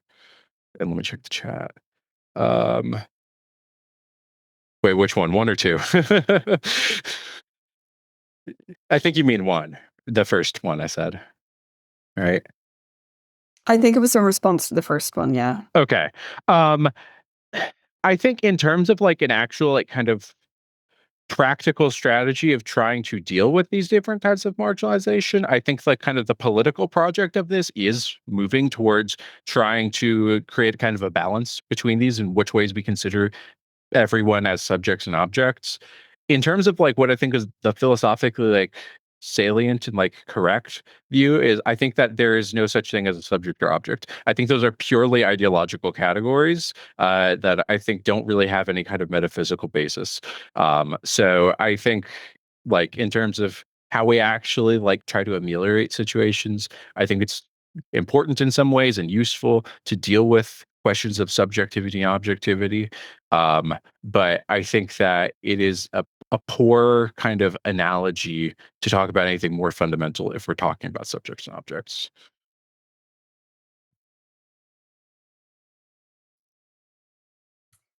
Yeah, okay. Okay, so the next question's from August Gorman, who asks, to what extent do you think that the responsibilization of mothers that has always been in the public discourse about autistic children, refrigerator mothers, Tylenol, etc., sets the stage for the objectification of autistics? And what ways do you think that the discourse around parenting ADHDers is different? That's a great question, especially because when I was like thinking about this and working this out, one of the things that like I kind of did a little bit of research on is just kind of the history of like disability in the country. And like before the medical paradigm, there was a much more kind of moralistic paradigm of disability where a disabled child was seen as indicative of the sinfulness of the mother, where it is very much centering the mother's autonomy and agency as a kind of guilty subject over the actual like status of the child, as just kind of the child is just indicative of the mother. And similarly, like I think you mentioned, like a lot of the efforts that we see to like link Tylenol and autism are a lot of ways of like kind of just like making this the fault of like women and mothers. It is trying almost to return back to that paradigm. So that I think that bringing that parenting dynamic is really good. I think the situation is somewhat similar with ADHD parenting, but um less medical in terms of like what are the like bad things that have gone wrong, and much more focused on the like, oh, I wasn't a harsh enough disciplinarian with my kids, I was too lax on them, and like now they're like this. It is very much still focusing on like kind of the um ways in which you are instilling certain values into your kids as like a disciplinary apparatus in the family. And the ways that you have failed to do that. So there is still a kind of like moral failure present. But in some ways, there's like two of them. It's of the child, but in some ways, they're objectifying their moral status and giving all that autonomy to their parents. So, yeah, I hope that that's helpful. And I think that's a very good thing to bring up here, the dynamic of parenting. Yeah. Great, thank you. I think Shelley has a question. Go for it. Hey, well, I've come on screen here. I'm interested. I found your talk really really excellent. I want to go back to your use of Sterner. Mhm.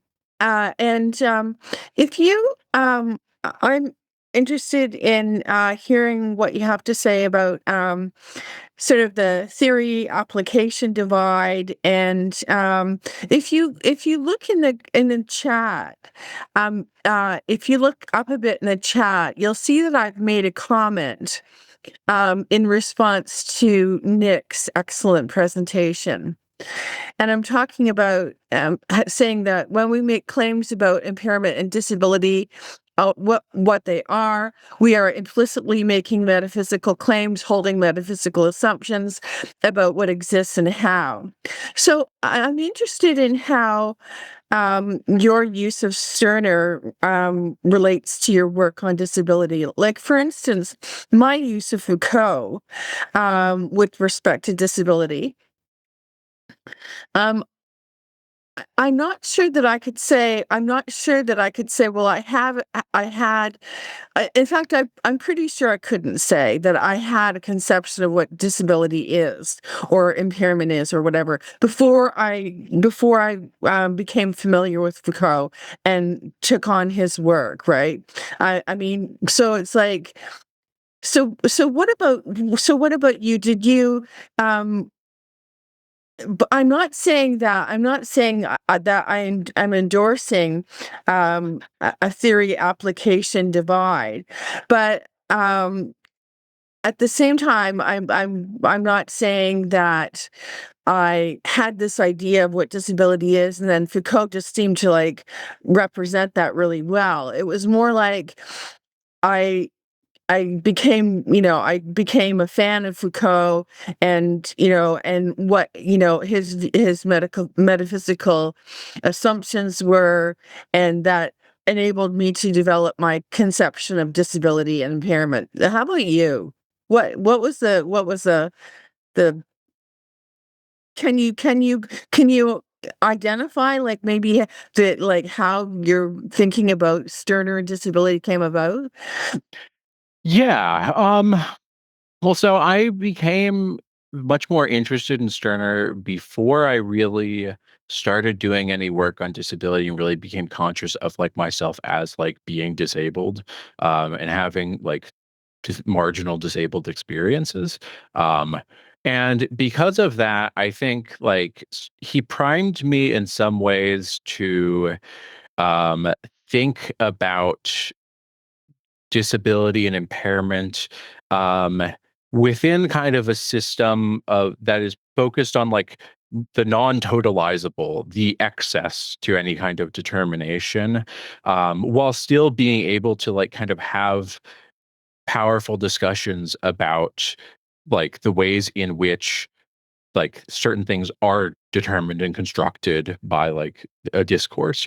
I think Stirner is able to kind of give a really good balance between those things, and because of that I think it's very helpful to, or else like he aided in a lot of my thinking about these things with how much he emphasizes the kind of like essential incomparability of like beings, as like I think a really good kind of not cure, but treatment for like the ways in which we think about norms and how we relate to them.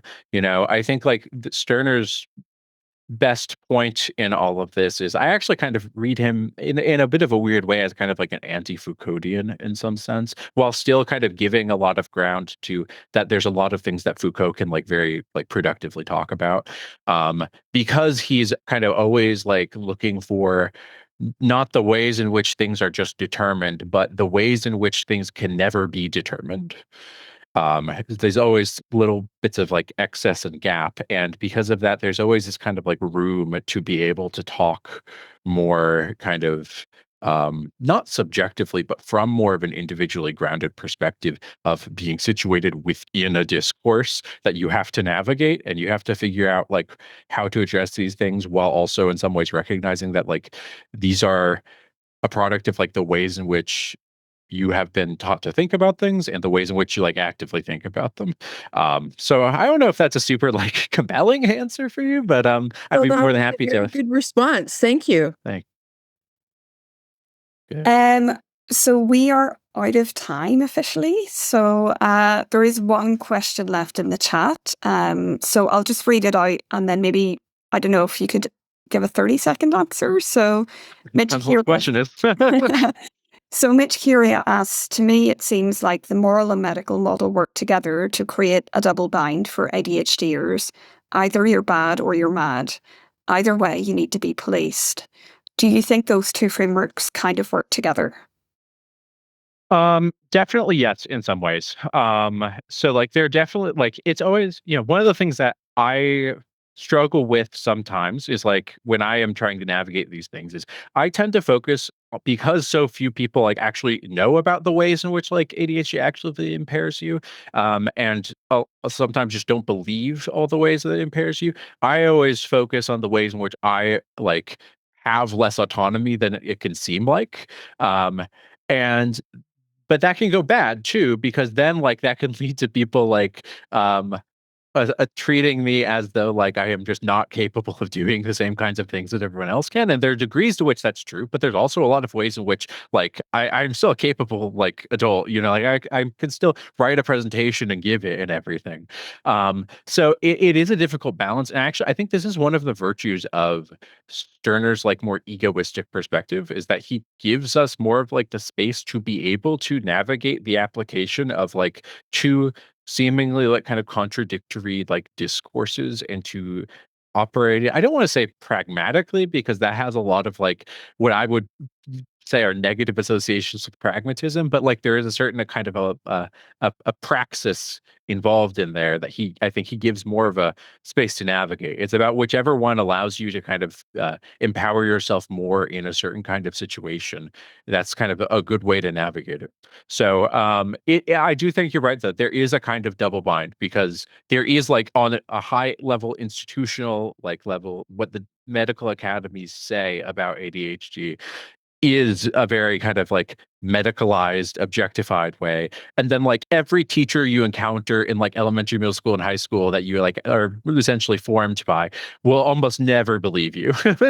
Like that those things will actually have an effect. So it's like sometimes it's useful to appeal to that high level authority over them and to say like, yeah, no, like you need to like help me out with these things.